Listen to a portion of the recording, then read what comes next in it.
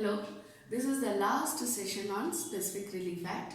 Today we will be dealing with declaration and possession.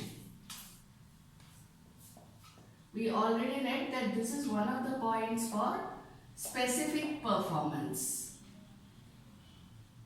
When there is a suit for specific performance, it can also be for declaration or possession and oblique or. So when you write, it shall be declaration and oblique or possession, because it can be either one of them or both of them. Usually it will be declaration and possession case, but it may be only for possession also. Okay, so this we will be dealing with today. When we are talking about possession, we speak about repossession. Why do we speak about repossession? Because the possession is already there with the other person, whom we call as the defendant. Okay? So when we are talking about the possession part of it, the possession of the property, either movable or immovable property, is with the other person. So when we file a case for declaration and possession, how will it be? Or when we file a case for possession itself, how will it be? It will be the plaintiff who should get the repossession of the property. With whom is the property presently? It is with the defendant, that is the other person. Okay. Now this repossession can either be, this possession will usually be unlawful possession.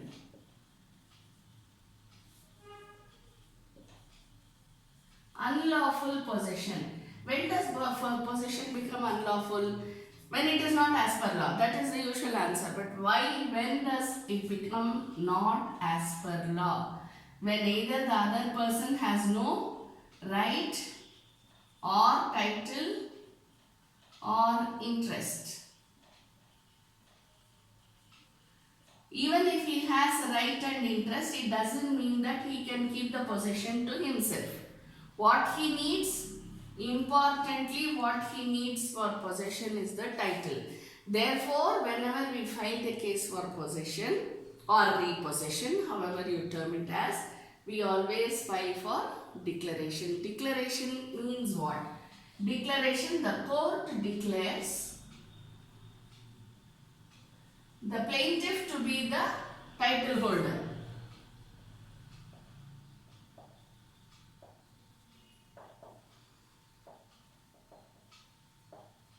When you say title, what do you mean by title? How should the title be? Title should be absolute. See, when you are reading when you are going through the absolute sale deed, what if I to have and to hold?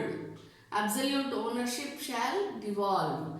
When you are looking at will, this is how it is written. When you are looking at partition deed, when you are looking at absolute sale deed, anything, gift deed, anything which delivers the title to the other person, you will always see something related to the absolute title or absolute ownership. What do you mean by absolute ownership? Absolute ownership means that he is the whole and sole authority to do whatever he wants with the property. So when we are talking about the possession, when does it become unlawful? When there is no right or title or interest. But main over there is the title. Okay. How will you get back the title? By declaration. So this is what is important. So declaration, when we say, it is the absolute title, absolute ownership. When we look at Sale of Goods Act also, what we read over there is a passing of the title. What all passes along with the goods? Title, the item itself, that is the good itself, the risk, the possession. Am I right? So all these pass along with the goods. Same way when we have buy immovable property, the absolute ownership passes on to us. So we become the whole and sole authority for whatever is the property.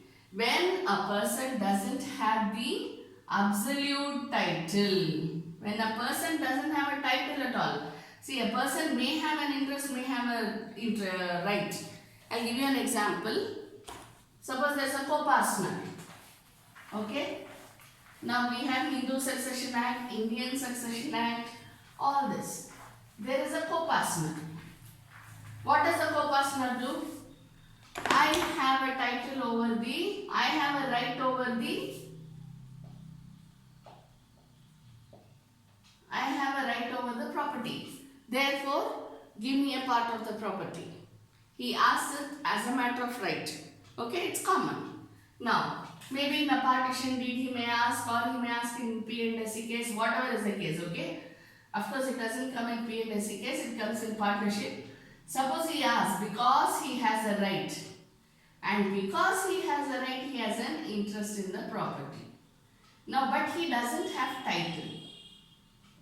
Therefore, he is asking for the title. Give me a share in the property. That means what? I have a right over the property. You give me a share in the property. Understand? By getting a share in the property, he gets a title.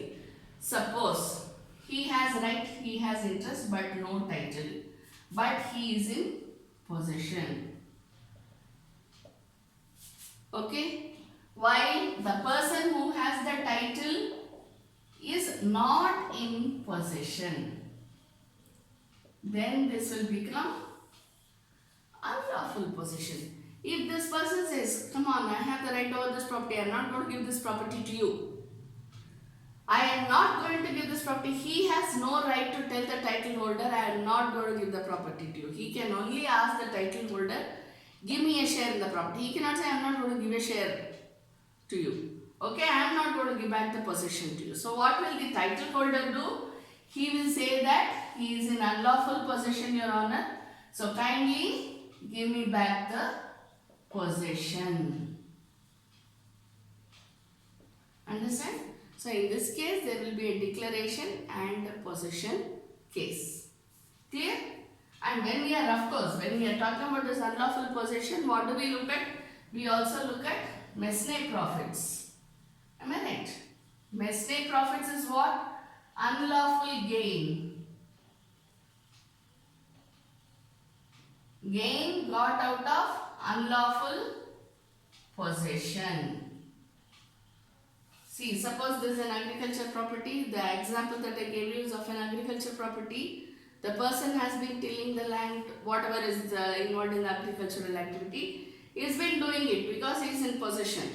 But the title holder is somebody else. Okay? So the title holder says, give me the repossession, and he has taken mesne profits from my property. Suppose he doesn't have the right and title also, right and interest also. He says that he is in illegal possession. I need all the gains that he has gained out of the unlawful possession of my land. Therefore, it becomes mesne profits. Usually when you go to see, there will always be a relief for mesne profits as well, along with declaration, repossession. Okay, so whatever is the situation, the facts of the case may be different, but when it is a case for declaration and possession, be very clear that it is a case for specific performance. Here, how does specific performance happen? By declaration that the person is the title holder.